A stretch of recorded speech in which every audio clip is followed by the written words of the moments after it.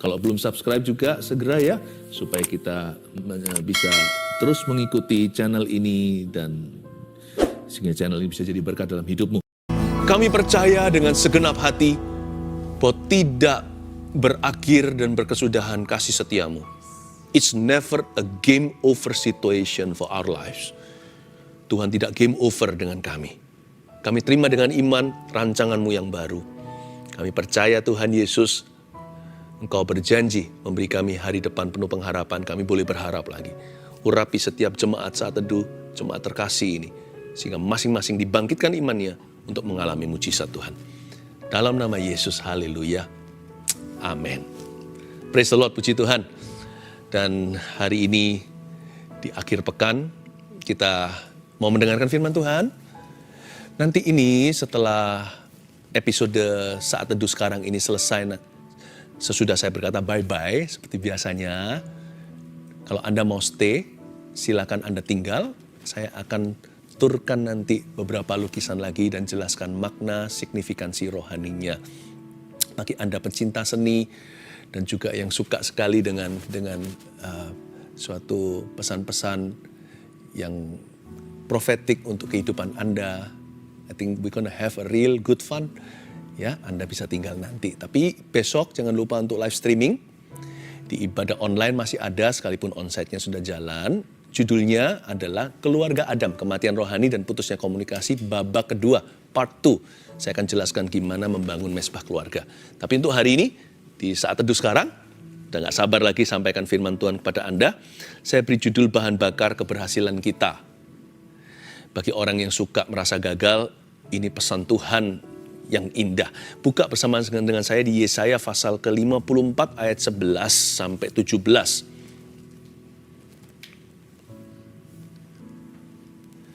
Siapa sih yang gak pernah gagal? Hanya Tuhan yang tidak pernah gagal. Tapi tahukah Anda bahwa kegagalan kita di masa lalu kita itu bisa jadi keberhasilan kita di masa depan?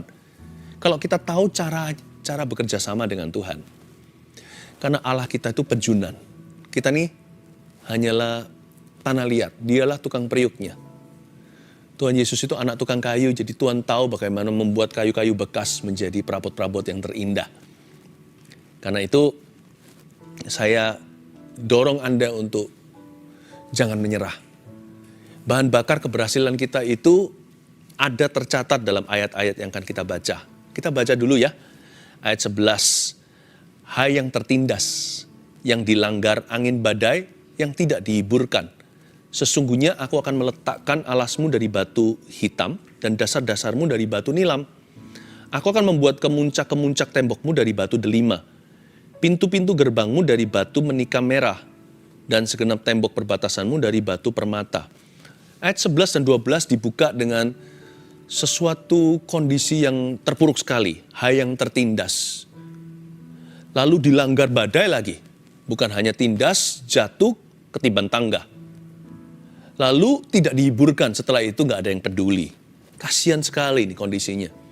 Jadi kitab Yesaya nubuatan ini dimulai dengan suatu situasi yang minus. Bahkan bukan nol, defisit. Defisit segala sesuatu, tidak didukung, tidak diperhatikan, tidak disembuhkan, tanpa harapan. Hai yang tertindas, yang dilanggar angin badai, yang tidak dihiburkan. Sesungguhnya, this is the truth. Inilah kebenaran dan nubuatan. Aku dengan A huruf besar itu Tuhan, aku akan meletakkan alasmu dari batu hitam, dan dasar-dasarmu dari batu nilam. Ayat 11 ini, sekalipun Tuhan itu berjanji memberkati umatnya, dan Tuhanlah yang memberkati kita, tapi akan ada saat-saatnya di mana dalam hidup kita itu seolah-olah semua yang kita usahakan menguap sia-sia. Sehingga kita stres sekali, kita pikir mengapa ya? Sudah jatuh tertimpa tangga, bukan hanya semua yang kita bangun itu runtuh, tetapi orang-orang yang kita percayai dan kita taruh banyak harapan pada mereka itu tidak berhasil menghiburkan kita. Malah sebaliknya mereka meninggalkan kita. Tuhan Yesus tahu rasanya ditinggalkan oleh murid-muridnya di Galilea, 400 itu langsung hengkang. Lalu nanti semua rasul juga lari pada saat penyalipannya. Belum lagi satu mengkhianati. Yang satu menyangkal lagi si Petrus itu. Yudas Iskariot siapa yang gak tahu. Yesus tahu apa artinya ditinggalkan. Yesus tahu bagaimana rasanya tidak dihiburkan. Semua orang meninggalkan dia. Ini yang disebut jatuh tertimpa tangga. Keadaannya terpuruk. Kalau di dalam konteks kita itu sudah berjeripaya membangun sesuatu. Semua jeripaya kita, usaha kita seolah-olah sia-sia menguap di udara. Lalu setelah itu sudah dilanggar angin badai nih ceritanya. Semua rumah dan bangunan kita runtuh. Lalu gak ada yang nolong lagi, gak ada yang menghiburkan. Waktu kita sukses semua orang teman. Tapi waktu kita jatuh semua orang musuh. Tak terkecuali orang-orang yang kita cintai. Pernah Anda mengalami situasi ini? Yesus pernah. Kalau Anda sedang alaminya, Anda gak sendiri. Tuhan mengerti perasaan Anda. Sehingga kita sering bertanya, mengapa ya? Why? Tapi sesungguhnya inilah kebenarannya. Sesungguhnya itu berarti Tuhan mau lakukan ini. Aku Tuhan akan meletakkan alasmu dari batu hitam. Dan dasar-dasarmu dari batu nilam. Mulai batu-batuan ini. Saya ingin Anda perhatikan batu-batuan ini. Batu hitam, batu nilam, lalu habis itu ayat 12 dilanjutkan. Dia buat kemuncak tembok kita dari batu delima. Ini bukan batu kali atau batu di jalanan. Ini batu-batu mahal. Proses pembuatannya alami. Nggak lewat pabrik atau factory. Pintu gerbangmu dari batu manika merah. Saya nggak paham batu-batuan atau batuan berharga. Precious stones namanya. Tetapi yang pasti saya tahu proses pembuatannya lama. Dan segenap tembok perbatasanmu dari batu permata. Itu mungkin dari perut bumi. Apa maksudnya? Tuhan suruh kita sabar. Tahu nggak rencana kita yang gagal di masa lalu itu, segala rencana kita yang mengecewakan, itu seringkali Tuhan izinkan untuk mengajarkan kepada kita seni. Ya, catat ini. Seni bersabar untuk menunggu pengabulan doa yang tertunda. Baru keluar batu delima, batu hitam, batu nilam, ini granit, ini marmer. Nggak bisa dibikin sembarangan, batu permata apalagi. Mutiara aja itu di dasar lautan, kerang-kerangan itu harus simpan dari pasir memang. Tapi setelah bertahun-tahun, berabad-abad bahkan, ada batu tertentu tuh sampai ribuan tahun. Karena berlapis-lapis jadi super mahal, super indah. Tuhan ajari kita untuk bersabar menunggu pengabulan doa yang kesannya tertunda. Tapi tepat waktu di mata Allah. Allah tahu kapan mengabulkan doamu. Percaya saja. Tapi iman jangan kasih kendor. Imannya harus terus seolah-olah hari ini kau menerimanya. Tapi kapan Anda menerimanya? Asal hatimu tidak berubah setia. Baik itu sebentar lagi atau masih lama. Kalau Anda menerimanya hari itu, itulah hari yang dijadikan Tuhan. Mari kita bersuka cita di dalamnya. Itu berarti Tuhan menganggap waktunya telah tiba. Dan Tuhan tahu apa yang kita butuhkan. Jadi nomor 1 catat ini dulu. Apakah bahan bakar keberhasilan kita? Yang nomor 1 ini yang wahid, yang utama. Ini membangun iman kita. Bagi kita yang merasa kecewa. Catat ini. Bahan bakar keberhasilan kita yang pertama adalah rencana kita yang gagal. Namun, gak berhenti di gagal ya. Gagal aja gak otomatis menjadi bahan bakar keberhasilan. Ada orang gagal terus bunuh diri. Ada orang yang gagal terus meninggalkan Tuhan. Enggak, catat kalimat berikutnya atau kata-kata berikutnya. Rencana yang kita yang gagal, namun diserahkan kepada Tuhan. Kuncinya adalah diserahkan, bukan gagalnya. Karena Allah kita pejunan, dia tukang periuk. Jadi kalau tanah liat itu rusak di tangannya, asal di tangan sang maestro, dia akan berubah menjadi bejana lain yang sama indah. Plan B-nya Tuhan bisa sama indahnya dengan plan A. Asal Anda mau bekerja sama, apapun konsekuensinya. Saya selalu berdoa gini, bentuklah aku ya Roh Kudus. Oh, bentuklah aku Tuhan Yesus. Aku siap sebagai bejana yang dibentuk oleh Tuhan untuk memuliakan nama Tuhan. Kuncinya di situ. Ingat loh ya, Allah itu penjunan kita. Tidak ada game over dalam blueprintnya. Mau rongsoan seperti apa kalau jatuh ke tangan sang maestro jadi sesuatu yang indah. Dia jadikan segala sesuatu indah. Dia jadikan segala sesuatunya berfungsi kembali. Rencanaku yang gagal adalah peluru kalau di tangan yang tepat, yaitu di tangan Yesus, yaitu di tangan Tuhan Yesus. Bahan bakar yang ke-1, ini ironis sekali, banyak orang kira kalau gagal sudah selesailah, udah kiamatlah hidupnya. Tidak, dalam Tuhan tidak ada yang namanya game over. Tuhan Yesus rahmatnya selalu baru. Asal kegagalanmu dan kegagalanku diserahkan ke tangannya, dia bisa menjadi bahan bakar untuk keberhasilan di masa depan kita. Trust.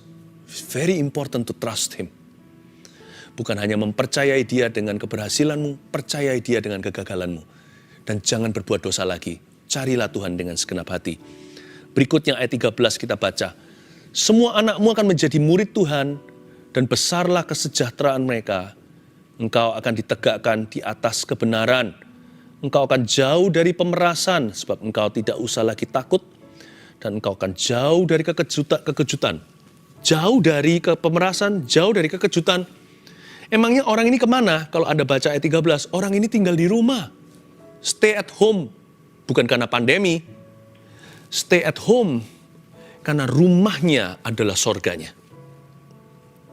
Saya suka sekali ayat 14 itu dijauhkan bukan berarti problema atau masalah menyingkir dari hidupmu. Selama kita hidup pasti masih punya masalah. Pasti ada persoalan. Tetapi ayat 13 loh, dia menjauh karena dia berada di benteng. Di dalam kubu pertahanan, di dalam suatu suasana tempat yang nyaman. Semua anakmu akan jadi murid Tuhan. Itu bicara tentang rumah tangganya. Dan besarlah kesejahteraan mereka. Karena besar kesejahteraan di rumah, apa yang terjadi di luar rumah yang sanggup mencuri sejahtera, itu akan terkesan jauh. Terkesan sementara. Bukan hanya besar kesejahteraan mereka, engkau akan ditegakkan di atas dasar kebenaran. Ternyata ya, saya baru tahu dari ayat ini, bahwa nilai hidup kita yang sesungguhnya itu bukan terletak pada uang, benda, dan barang. Tapi pada hubungan, pada kasih, pada keluarga, dan teman-teman yang takut akan Tuhan. Itu nilai, true value. Life's true value it is. Nilai sejati kehidupan bukan terletak pada benda. Tetapi pada hubungan kita, khususnya di dalam rumah tangga. Itu membuat hati seseorang kuat menghadapi persoalan di luar sana karena sejahtera di rumah. Jadi poin saya kedua, bahan bakar keberhasilan kita, termasuk bagi orang yang gagal bisnisnya atau gagal apa. Jikalau ada penerimaan dari saudara seiman, keluarga rohaninya, apalagi jikalau keluarga rohaninya itu juga adalah keluarganya, orang-orang seisi rumahnya, alangkah indahnya, tidak ada bahagia lebih tinggi daripada aku dan seisi keluargaku diselamatkan. Nomor 2, bahan bakar keberhasilan kita adalah keluarga kita yang mendukung di dalam Tuhan. Di mana ada kasih dan doa di dalam sebuah family. Itu tiada duanya. Itu support system yang dibutuhkan bagi seseorang yang sudah jatuh. Baik itu secara moral ya. Orang itu bisa dipulihkan di jalan yang benar. Karena ada orang-orang yang mendukung dia. Tentunya tidak bisa dipaksa. Orang itu sendiri akan memutuskan untuk hidupnya. Tapi ada orang tertentu yang ingin memutuskan untuk hidupnya. Tapi karena tidak ada orang mendukungnya, susah bagi dia. Tapi bagi Anda yang begini, Anda yang mau bangun atau mau bangkit dari kesalahan sendiri, jangan tunggu orang lain dukung ya. Walau 1000 orang rebah di sisimu, 10.000 di sebelah kananmu, asal Tuhan berkata dia menyertaimu dan dia memegangmu dengan tangannya, jangan menantikan siapa mendukung Anda. Bangun sekarang, bangkit sekarang dan jangan berbuat dosa. Jangan jatuh lagi. Tapi saya bicara kepada orang-orang yang tidak jatuh. Orang-orang yang bisa mendukung sesamanya. Dengarkan. Make it easy for your family. Buat lebih mudah buat orang lain untuk bangkit. Buat lebih gampang untuk mereka berjalan dalam kebenaran. Buat lebih nyaman bagi anggota keluarga Anda yang melayani Tuhan. Berikan dukungan. Sebab di mana ada kasih dan doa, itu dukungan yang tiada duanya, apalagi seorang ayah atau seorang suami yang jatuh bisnisnya. Atau yang lagi ngalami persoalan nih, keuangannya. Anak-anak kalau dukung papa mamanya di masa seperti itu, God will bless your family again.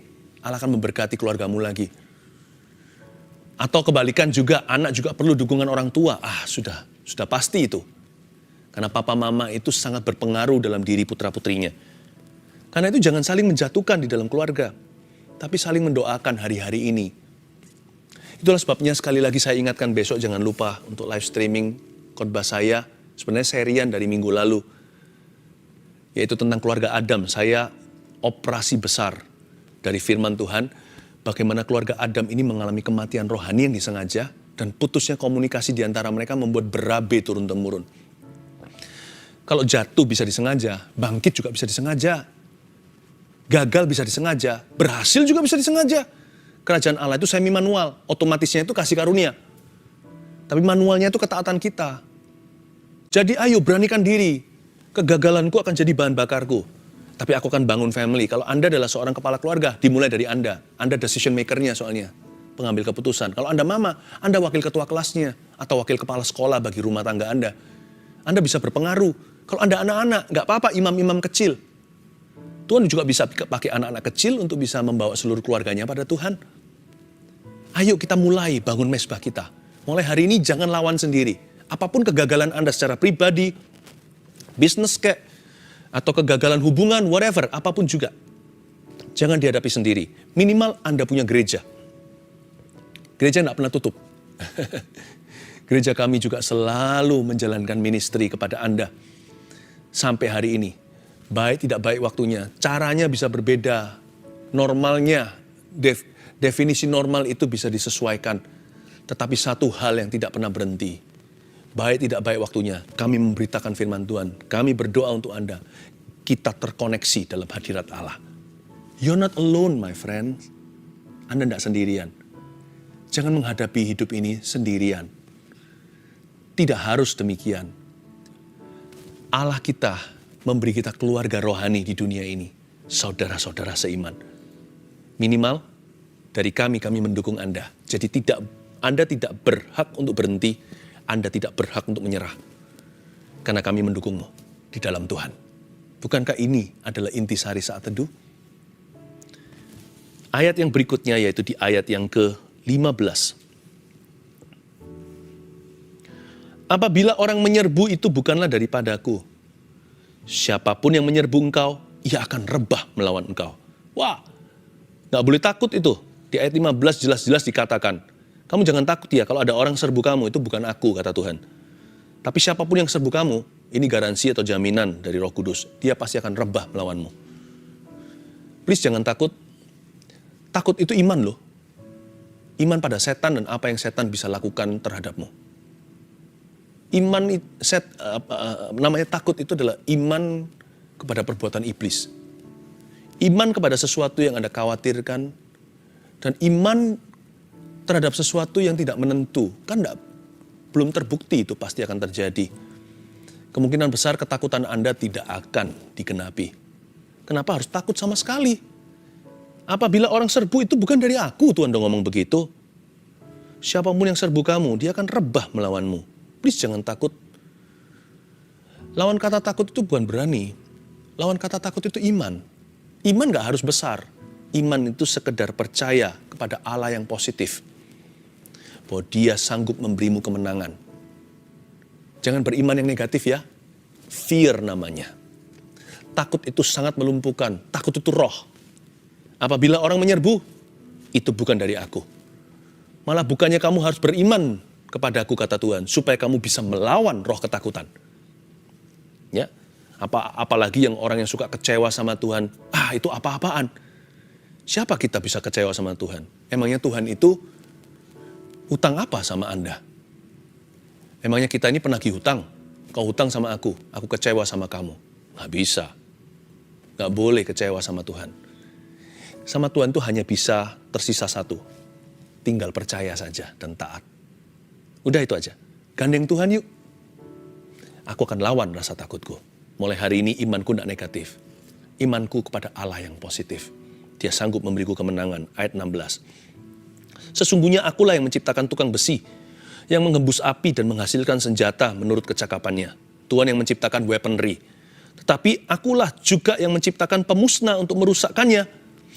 Setiap senjata yang ditempa terhadap engkau nggak akan berhasil. Dan setiap orang yang melontarkan tuduhan melawan engkau, dalam pengadilan akan kau buktikan salah. Inilah yang menjadi bagian hamba-hamba Tuhan. Dan kebenaran yang mereka terima daripadaku, demikianlah firman Tuhan. I love this. Ayat 16 diingatkan sekali lagi. Tuhan yang menciptakan segala peralatan perang. Senjata menurut kecakapannya. Tapi Tuhan juga menciptakan pemusnah untuk merusakkannya. Lalu Tuhan berkata di ayat 17, Tuhan tidak favorable. Tuhan tidak pro senjata. Dia berkata setiap senjata ditempa lawan kamu nggak akan berhasil. Apa maksudnya? Jangan coba hidupkan apa yang Tuhan buat mati. Kalau Tuhan musnahkan, jangan coba dibangkitkan. Jadi yang Tuhan yang menghasilkan senjata menurut kecakapannya kan? Tapi Tuhan juga menciptakan pemusnah kan? Banyak orang itu suka memancing-mancing di masa lalu. Nggak ada Tuhan di situ. Kalau Tuhan suruh lupakan, jangan ingatkan. Lupakan yang lalu mengarah pada tujuan. Banyak orang itu berlawanan sama Tuhan. Mana bisa kuasa Tuhan bekerja dalam hidupnya, karena Allah kita tidak pernah memaksa. Anda mesti harus mengundang dia untuk bekerja. Banyak orang juga gitu, Tuhan berkata itu perkara-perkara mati. Kenapa sih otak-atik di area itu melulu? Bagi orang yang suka menghakimi. There is death in judging others, there is death for you. Ada kematian dalam menghakimi sesamamu. Ada kematian untukmu, bukan untuk orang yang Anda hakimi. Jikalau yang Anda hakimi itu salah, dia sudah mati di mata Allah. Tapi jikalau yang Anda hakimi itu lebih benar dari Anda minimal. Jikalau bukan, dia adalah orang benar. Orang itu nggak ada bedanya. Anda yang semakin mati rohani, semakin menghakimi. Udahlah, jangan otak-atik barangnya setan. Banyak orang itu suka pada gosip. Suka selalu ngomong hal-hal tertentu, suka ngomong tentang masa lalu, suka ngomongin kesalahan orang, kekurangan orang. There's no life, nggak ada kehidupan di situ. Akulah yang menciptakan senjata menurut kecakapannya, tapi yang kali ini aku ciptakan pemusnah untuk merusakkannya, yaitu setiap senjata yang ditempa terhadap orang benar. Jangan coba hidupkan apa yang Tuhan matikan dalam hidupmu. Kalau Anda dan saya mau bahan bakar untuk keberhasilan, janganlah Anda simpan bensin yang salah atau solar setan. Kalau Anda mau menembak musuh, simpan peluru. Jangan bunuh diri. Ini maksudnya. Jadi saya kasih dulu nomor 3 ya, bahan bakar keberhasilan kita. Yang ketiga adalah iman kita yang teguh dalam janji-janji Tuhan. Itu saja pelurunya, itu saja bahan bakarnya, itulah solarnya Tuhan. Itulah bensinnya Roh Kudus. Iman yang teguh dalam janji-janji Tuhan. Don't be distracted, jangan mudah diganggu. Menoleh ke kanan ke kiri, menyimpang ke kiri dan ke kanan. Maka perjalananmu tidak akan beruntung, kata Tuhan pada Yosua. Kalau kamu mau berhasil, renungkan firman-Ku siang dan malam. Berhati-hatilah melakukannya. Berjalanlah lurus, jangan menyimpang ke kanan kiri. Iman kita yang teguh itu adalah bahan bakar untuk keberhasilan kita. Jangan diracuni. Jangan hidupkan yang Tuhan mau buat mati. Gosip, sumpah serapah, negative thinking, menghakimi, dosa dalam segala wujudnya. Masa lalu yang di otak-atik terus. Don't toy with the devil, jangan mainan dengan setan. Malah itu akan membakar keberhasilan, bukan jadi bahan bakar keberhasilan Anda. Yang pintar memilih-milih apa yang berguna bagi imanmu. Lalu berimanlah yang teguh. Setiap senjata melawanmu tidak akan berhasil.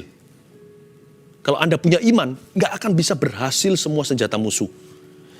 Ayat 17 itu, kalau kita dalami lebih sedikit lagi, begini bunyinya. Setiap senjata yang ditempa terhadap engkau tidak akan berhasil kan? Berarti juga setiap senjata yang ditempa terhadap engkau, justru akan membuatmu semakin berhasil, itu maksudnya. Bukan saja senjata-senjata setan itu nggak akan berhasil atasmu, dia justru akan menjadi peluru keberhasilanmu. Itu maksudnya ayat itu. Inilah yang menjadi bagian hamba-hamba Tuhan. Tugas kita hanya beriman. Dan barang siapa beriman pada Tuhan tanpa gangguan, dia tidak memberikan imannya pada setan, dan dia tidak mencemarkan imannya sendiri. Orang seperti itu disebut di Alkitab sebagai hamba-hamba Tuhan. Inilah bagiannya, hamba-hamba Tuhan. Inilah perjanjian Allah dengan dia. Dan kebenaran yang mereka terima daripada aku, kebenaran karena iman, demikianlah firman Tuhan. Iman kita yang teguh akan janji-janji Tuhan akan menjadi bekal keberhasilan kita untuk membangun anything yang runtuh dalam hidup ini, untuk membangun kembali apa yang rubuh. Cara kita berjalan dalam masa depan penuh pengharapan itu dengan iman. Pengharapan itu di depan, yang kita lihat jauh di depan kita. Iman itu tongkatnya kita ke sana. Oleh karena itu Tuhan berkata, siapa mau hidup, hiduplah oleh iman. Orang benar akan hidup oleh imannya. Inilah kebenaran iman. Orang yang percaya sebelum melihat. Berimanlah pada Tuhan. Berimanlah. Ngomong sama diri sendiri, aku gak punya waktu untuk yang gini-ginian. Aku gak mau punya waktu untuk perkara-perkara yang Tuhan sudah label. Perkara-perkara ini mati dan duniawi. Perkara-perkara yang mendukakan roh Allah. Iri hati, kebencian. Hal-hal itu aku tidak punya waktu. Kenapa? Aku sedang menuju ke Bukit Sion. Ku jalani bersama-sama dengan Tuhan. Amin. Bahan bakar keberhasilan kita apa aja? 1, 2, 3. 1, rencana kita yang gagal, namun diserahkan kepada Tuhan. 2, keluarga. Keluarga kita yang mendukung di dalam Tuhan. 3, iman kita yang teguh dalam janji-janji Tuhan. Itu yang membuat Abraham sampai ke tanah perjanjian. Jangan lupa ya, iman kita teguh dalam janji-janji Tuhan, majemuk janji ya. Jangan berkata gini sama Tuhan, aku sudah percaya, mana mujizatnya? Percaya cuman sekali kok menuntut. Alkitab berkata, kita harus percaya setiap kali. Iman kita harus teguh dalam janji-janjinya, majemuk janji. Berapa kali Tuhan mengulang perjanjiannya dengan Abraham, setiap kali dia percaya, sekalipun kadang-kadang dia goyah, tetap akhirnya dia kembali percaya. Memang percaya itu penuh dengan perjuangan, tetapi tetaplah percaya. Majemuk janji, bukan hanya sekali-kali. Saya percaya janji sekali, ya sudah, mana? No, percaya setiap hari, percaya setiap kali, percaya setiap waktu. Iman itu harus teguh dan semakin diteguhkan setiap kali diuji. Setiap kali dicobai, iman kita harus teguh dalam janji-janji Tuhan. Ya. From one promise to another promise. Dari satu janji kepada janji berikutnya dalam hidup kita. Mungkin yang ini sudah digenapi, tapi yang pasti kalau belum digenapi tidak bisa kadaluarsa. Kita pada janji yang baru setelah yang satu sudah digenapi oleh Tuhan. Atau bisa jadi yang satu belum digenapi, Tuhan kasih kita janji satu lagi. Dua-dua tetap kita percayai hingga terjadi. Itu maksudnya majemuk janji. Itu maksudnya iman yang teguh dalam janji-janji Allah. Jangan lupa hubungan kita dengan Tuhan itu hubungan perjanjian. Alkitab pun perjanjian lama, perjanjian baru, perjanjian Tuhan. We have a covenant, we worship a covenantal God. Kita menyembah Allah perjanjian yang tidak pernah lupa janjinya kepada Abraham, Ishak dan Yakub hingga ribuan tahun kemudian. God never forgets His promises in your life. Tuhan tidak pernah lupakan janji-janjinya dalam hidupmu. Kalau yang janji yang belum digenapi, janganlah engkau kecewa. Jangan putus asa, jangan jadi orang tidak percaya.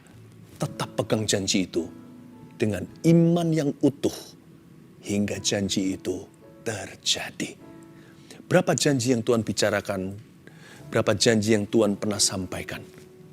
Percayalah setiap janji-janji itu dengan iman yang teguh. Anda akan melihat kemuliaannya. Dengan 3 bahan bakar ini, saya ajak Anda maju dalam Tuhan untuk menggapai mimpimu dari Kristus. Mari, serahkan kegagalan Anda. Ingat, kegagalan Anda adalah bahan bakar yang jitu. Jikalau diserahkan untuk Tuhan, akan menjadi peluru keberhasilan. Maukah Anda serahkan hidupmu pada Tuhan? Mari kita sama-sama datang ke hadapannya sekali lagi. Tidak pernah lalai. Ku percaya Kau Tuhan. pernah gagal, menjadikanku lebih dari pemenang. Ku percaya Kau Tuhan yang tak pernah lalai menepati janji-janji-Mu. Ku percaya Kau Tuhan yang tak pernah gagal, menjadikanku lebih dari pemenang. Ku percaya Kau Tuhan yang tak pernah lalai menepati janji-janji-Mu. Sekali lagi, ku percaya Kau Tuhan yang tak pernah gagal, menjadikanku lebih dari pemenang. Ku percaya Kau Tuhan yang tak pernah lalai menepati janji-janji-Mu, menepati janji-janji-Mu, menepati janji-janji-Mu. Oh, menepati janji-janji-Mu. Mari kita angkat tangan, terima doa berkat pengembalaan. Yesus mengasihimu. Jangan lagi menjadi orang gagal, sebab Allah kita tidak pernah gagal. Boleh gagal, tapi Anda tetap bukan orang gagal. Di mata Tuhan, Anda bulu patah yang terkulai, yang tidak akan dipatahkan. Sumbu yang pudar nyalanya, tidak akan dipadamkan. Bawalah berkat Kristus. Allah Bapa, Putra, Roh Kudus mengasihimu. Dalam nama Yesus. Amin. Call me out